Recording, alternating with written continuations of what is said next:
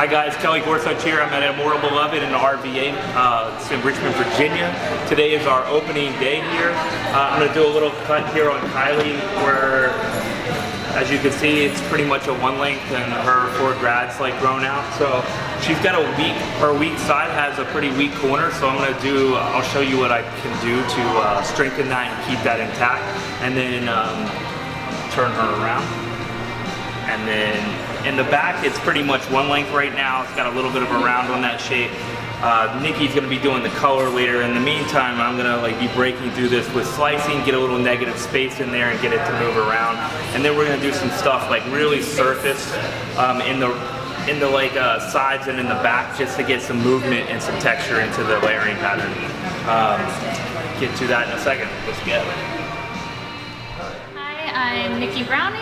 I'm gonna be coloring Kylie's hair today. We are going to do some baby lights to the top and then do some hand painting through the bottom and keep some brighter pieces around her face and maybe a shadow root.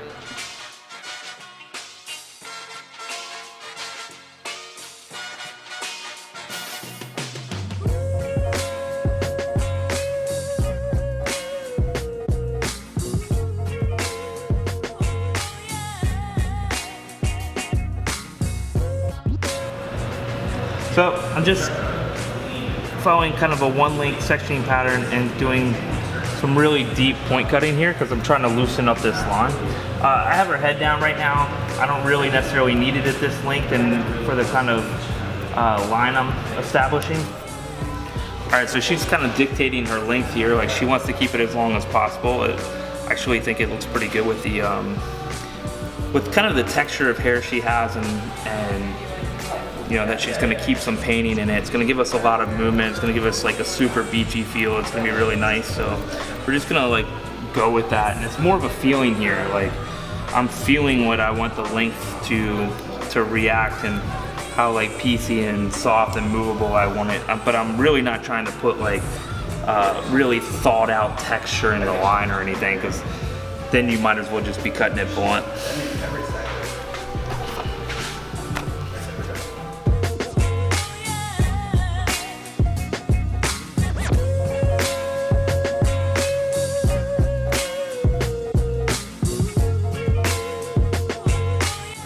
The main thing here is to make sure that we have a nice visual balance on this line. So I'm not trying to make it perfect, so I just want to make sure that the weights are balanced out so they look good when it's swinging. Makes sense to everybody? One of the important things we're doing is, like, once I establish that length on the bottom, her right side's a little heavier, I know that going in, so I'm trying to save weight on the left side, on that weak side. But one of the main things I don't want to do is go back in and make sure that length is perfect now. Because once I'm done slide cutting the forward grad and then I'm done dry cutting, I'm going to change the weight and the shape of that so much that it's probably not going to be balanced again anyway, and then I'm going to end up going shorter than I wanted. And that's not a recipe for success. So we're gonna like leave that out now just to make sure we have some stuff to play with later. Big key to what we do is protecting for later, because how we get paid in this world is visual hair cutting, and that matters so much. So we want to make sure that we give ourselves a chance to make sure that our visual haircut is as strong as humanly possible. All right. So the key here is to make sure that this hair is like as close to behind the eyebrows as possible because that's where she wears it. A lot of people I see like to cut their forward graduation up here in the front, and I think that like elevation and pulling it forward is so far out of natural fall that it really doesn't make much sense unless you're trying to elevate for softness, which on her I don't really need to do. I'm trying to keep and maintain as much of that line as possible.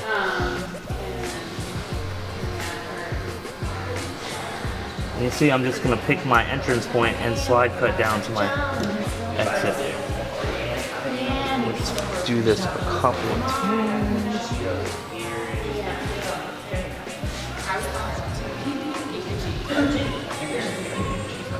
Protecting all of that corner. I'm not even going to go in and touch that at all. But the one thing I do want to do is get that ledge off of it. So you see how I'm going, where the line was kind of curved back into it. I'm trying to take my line more straight up and down. And that's going to allow me to fill in this corner eventually.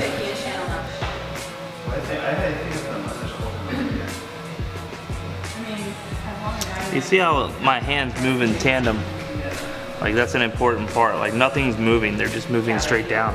I'm really just kind of like, how I like to explain it is like learning to drive. I'm not necessarily watching what I'm doing, I'm watching up the road a little bit. I'm basically just kind of edging this off, surfacing this off, just to give myself a little movement at the ends. I know I'm gonna go back through here and I'll probably do it wet, just for the amount of hair that she has. Just slide cut down through the length here in a second.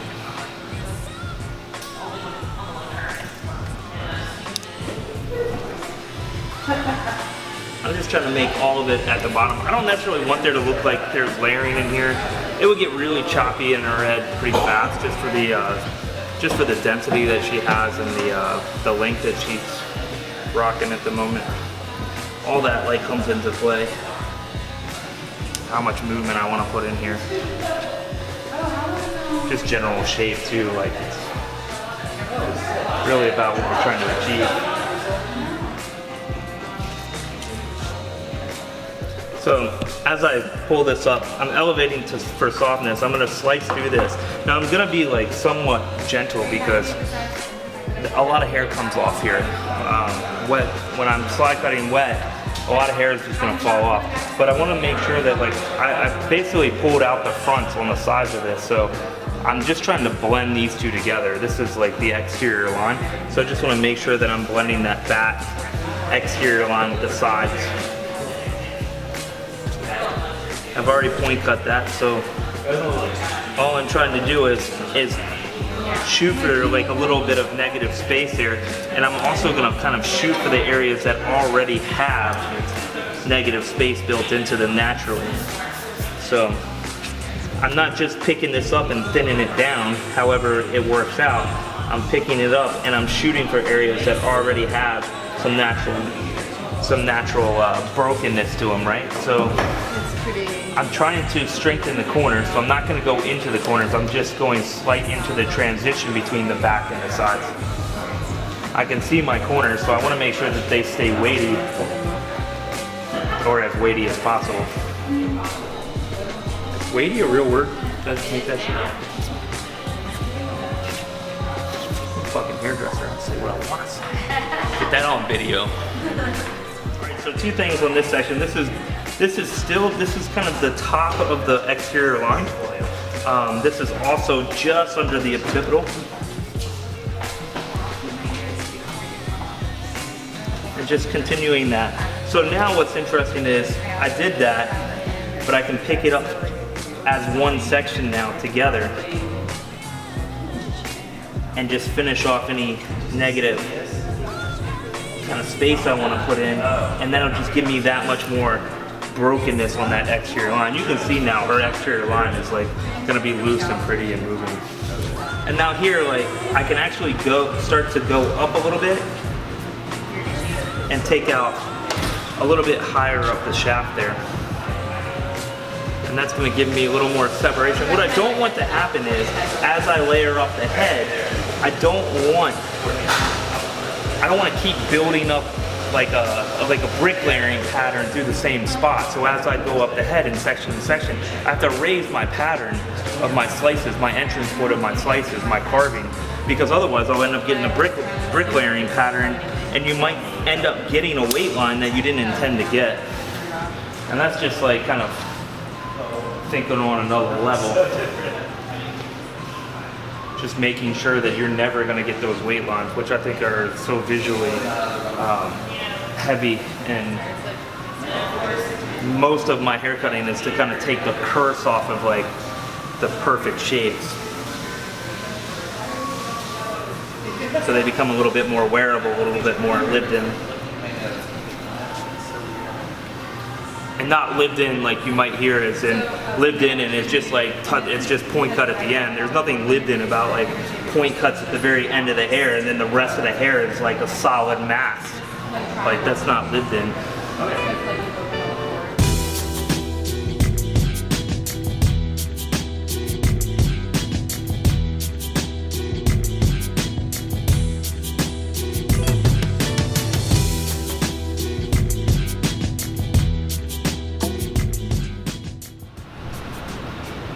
Still attacking kind of my areas that are gonna allow movement. I'm really watching the color. That's like super important to this, even though I know they're gonna go in and change it. Like I don't know how much, so I need to make sure that like I'm really close to cutting the color that I have to work with.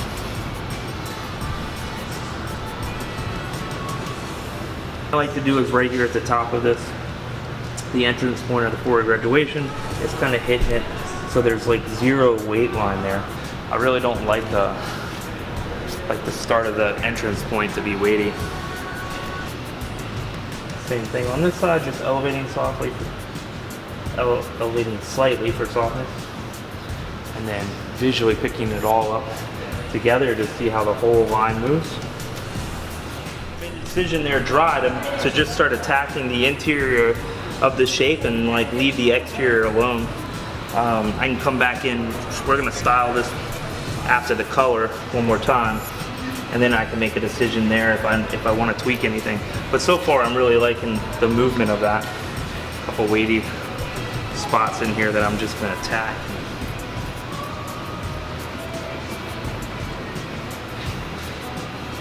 So a really key thing here to take into account is that it's strong, like long, confident strokes and not these like short, choppy, thinning action. It's like people watch this and then I see them go over on a guest and kind of thin out the hair. Like the goal is not to thin out the hair. The goal is to release waste so you can get the hair to move. And you can see when I swing that, it really like, that negative space put in there, it allows it to get moving.